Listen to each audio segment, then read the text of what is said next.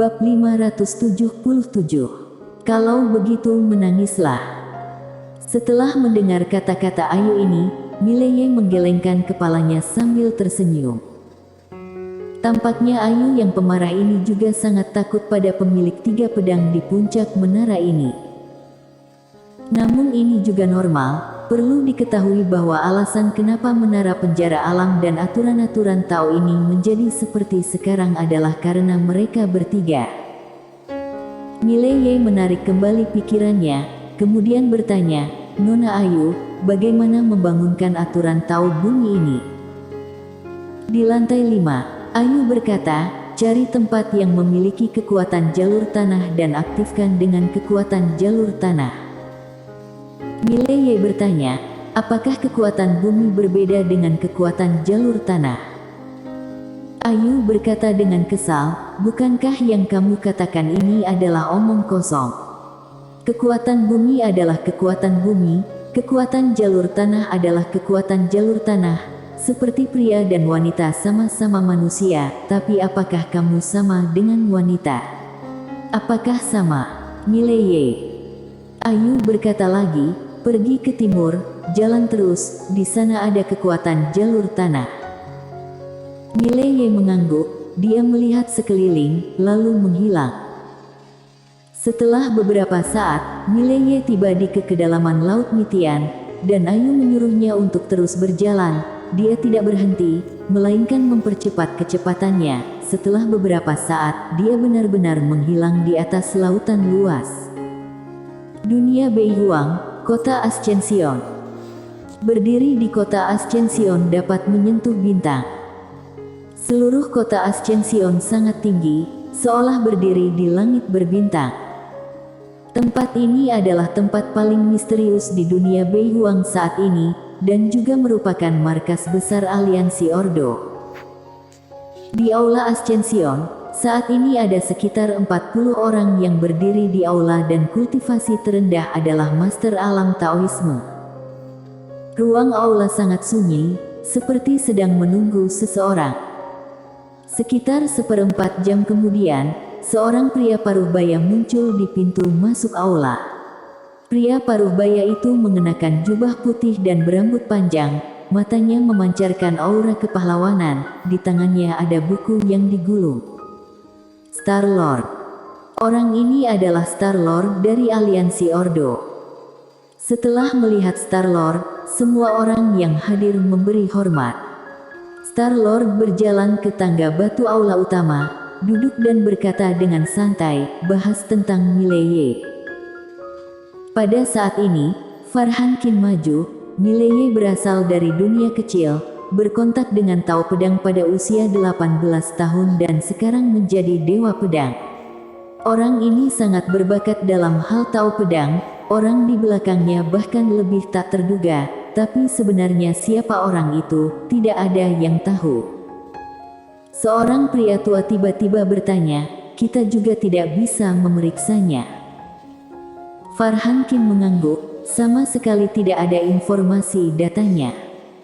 Pria tua itu sedikit mengernyit, "Apakah berasal dari kerajaan dewa?"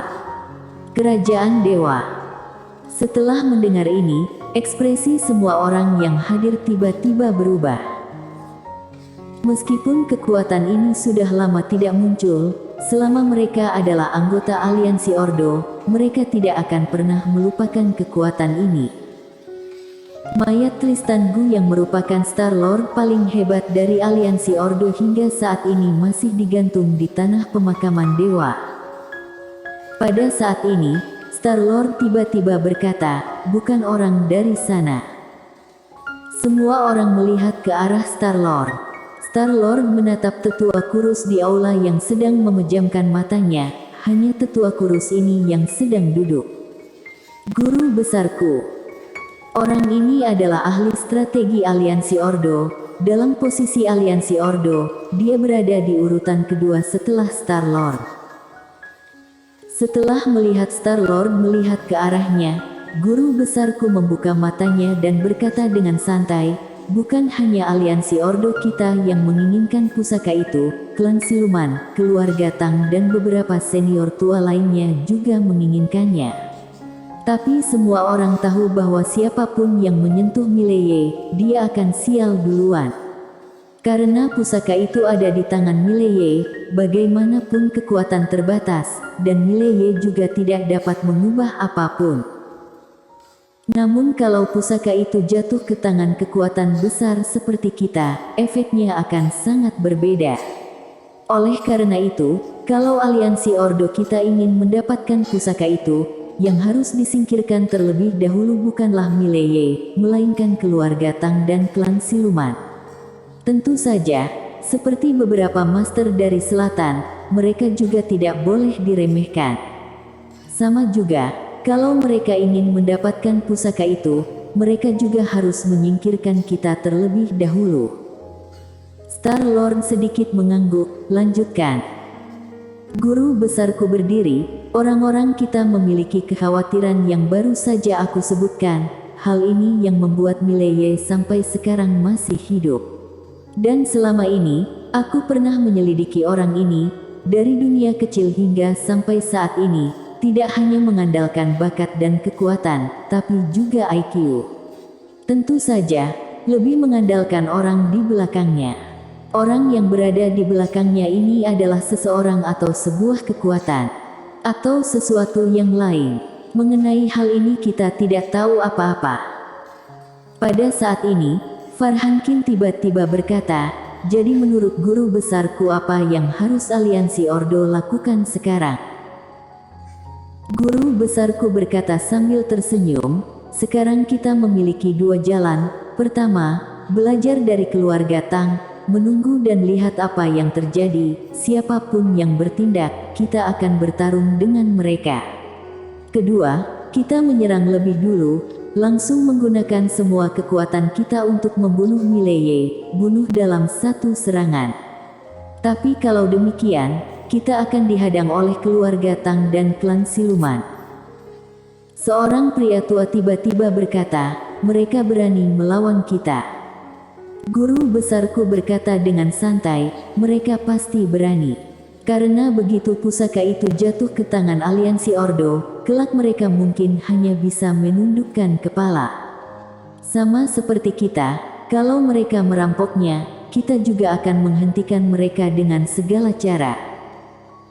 Pada saat ini, Farhan Qin tiba-tiba berkata, masih ada cara ketiga. Cara ketiga. Semua orang menatap Farhan Qin, lalu dia berkata dengan datar, orang ini memiliki kelemahan fatal, yaitu adik perempuannya. Kalau kita bisa mengendalikan adik perempuannya, maka orang ini adalah pedang aliansi Ordo, dia hanya akan menurut pada kita. Guru besarku berkata sambil tersenyum, ini benar. Tapi untuk mengendalikan adik perempuannya kita harus mengambil tindakan pada sekte pedang lembaga seni bela diri. Meskipun mereka tidak memiliki tubuh bayangan leluhur, tapi kalau mereka melawan, aliansi Ordo kita juga akan mengalami kerugian besar. Farhan Qin tersenyum dan berkata, kalau kita tidak ingin mengorbankan apapun untuk bisa mendapatkan pusaka itu, hal itu tidak mungkin, bukan? Guru besarku menggelengkan kepalanya dan tersenyum, Farhan, kamu mengabaikan satu hal, bagaimana kamu tahu ketika kita menyerang kota Senwu, keluarga Tang dan klan siluman tidak akan mengambil tindakan, atau datang mengambil keuntungan? Farhan Qin berkata, itu tergantung pada tekad aliansi Ordo. Tidak bertarung atau kalau bertarung harus menyelesaikan pertarungan dengan cepat. Setelah mengatakan itu, Farhan Qin melirik semua orang yang hadir. Mileye pandai bersembunyi, kecuali Star-Lord secara pribadi mengambil tindakan. Kami tidak yakin bisa menemukannya, bahkan jika kami menemukannya, kami tidak yakin bisa membunuhnya, terutama ketika keluarga Tang dan yang lainnya diam-diam menghadang. Dan kalau kita mengendalikan adik perempuannya, maka dia akan mengambil inisiatif untuk mendatangi kita. Guru besarku menggelengkan kepalanya, kata-kata Farhan memang benar, tapi ada satu masalah, bagaimana kalau tindakan kita membuat Mileye bergabung dengan keluarga Tang atau klan siluman? Farhan Qin tersenyum dan berkata, dia tidak akan bergabung dengan mereka. Karena bagi Mileye, adik perempuannya lebih penting daripada hidupnya. Selain itu, sekarang kota Senwu tidak memiliki andalan. Aliansi Ordo kebetulan mengambil kesempatan ini untuk menelannya. Dan kalau berhasil memakan kota Senwu, keuntungannya tidak perlu aku sebutkan lagi. Telan kota Senwu. Di aula, semua orang sedikit tergerak. Sekte pedang dan lembaga seni bela diri di kota Senwu sudah diwariskan selama bertahun-tahun. Pasti ada banyak pusaka, dan yang paling penting adalah kota Senwu ini memiliki kekuatan dewa. Kekuatan dewa. Ini adalah hal yang paling membuat orang-orang tergerak.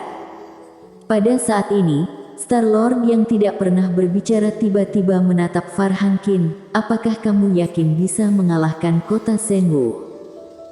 Farhan Qin mengangguk, ya. Namun perlu dukungan. Star-Lord bertanya, 20 penegak hukum, 2 master alam kebenaran dan 30 master alam Taoisme, apakah cukup? Farhan Qin mengangguk, ya. Orang-orang ini cukup untuk menekan sekte pedang dan lembaga seni bela diri di kota Senwu.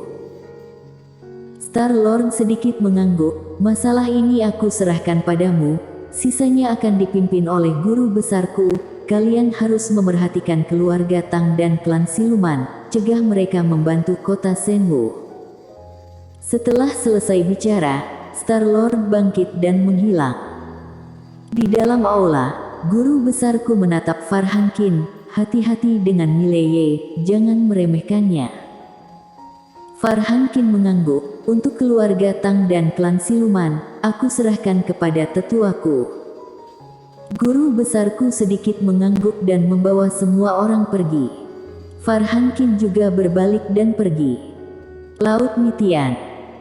Sekitar 2 jam setelah Mileye terbang dengan mengendalikan pedang jalur udara, dia akhirnya tiba di sebuah pulau. Pulau itu sangat besar, itu adalah pulau terbesar yang pernah dia lihat di Laut Mitian ini. Mileye berdiri di tanah. Aturan Tao Bumi tiba-tiba muncul di antara kedua alisnya. Mileye berkata, Nona Ayu, apa yang harus aku lakukan sekarang? Di dalam menara penjara alam, Ayu berkata, gunakan aturan Tao Bumi untuk merasakan kekuatan bumi di sekitar, kemudian gunakan kekuatan bumi untuk merasakan kekuatan jalur tanah. Terakhir, serap beberapa kekuatan jalur tanah itu dan dia mungkin bisa bangun. Setelah mendengar ini, Mileye buru-buru mengikuti perkataan Ayu. Segera, dengan bantuan kekuatan bumi, dia merasakan kekuatan bumi di sekeliling. Kekuatan bumi yang tak terbatas. Mileye segera mengikuti kekuatan bumi ini untuk merasakan kekuatan jalur tanah yang dikatakan Ayu. Setelah beberapa saat, Mileye berkata dengan serius, Nona Ayu, aku tidak merasakannya. Ayu berkata, kalau begitu menangislah. Mileye. Ayu berkata, apakah kamu pikir akan begitu gampang? Gunakan sedikit hatimu. Kekuatan jalur tanah tersembunyi di kedalaman. Kalau kamu tidak mencarinya dengan sungguh-sungguh, bagaimana kamu bisa merasakannya? Mileye mengangguk, dia memfokuskan pikirannya. Setelah beberapa saat, dia mulai merasakan kekuatan jalur tanah secara perlahan. Setelah waktu yang lama, dia masih tidak merasakan apa-apa. Setelah terdiam beberapa saat, Mileye langsung menggunakan jiwa naga. Setelah menggunakan jiwa naga, kekuatan ilahi dan kekuatan mentalitas Mileye langsung meningkat beberapa kali lipat. Dengan cara ini, setelah sekitar 1 jam kemudian, raut wajah Mileye tiba-tiba berubah, karena dia merasakan energi yang misterius. Energi ini sangat mirip dengan kekuatan bumi, tapi lebih murni dari kekuatan bumi. Kekuatan jalur tanah. Mileye tahu bahwa ini pasti kekuatan jalur tanah. Dia terus merasakannya. Segera, dia menemukan lebih banyak kekuatan jalur tanah. Dan kekuatan jalur tanah ini tersembunyi sangat dalam, sangat sulit ditemukan. Pada saat ini, Ayu tiba-tiba berkata, aktifkan aturan Tao Bumi dan seraplah. Setelah mendengar ini, Mileye buru-buru mengikuti perkataannya. Tak lama kemudian, kekuatan jalur tanah itu mulai mengalir ke arahnya di bawah tarikan aturan Tao Bumi, dan aturan Tao Bumi di antara kedua alis Mileye menjadi lebih gelap setelah menyerap kekuatan jalur tanah.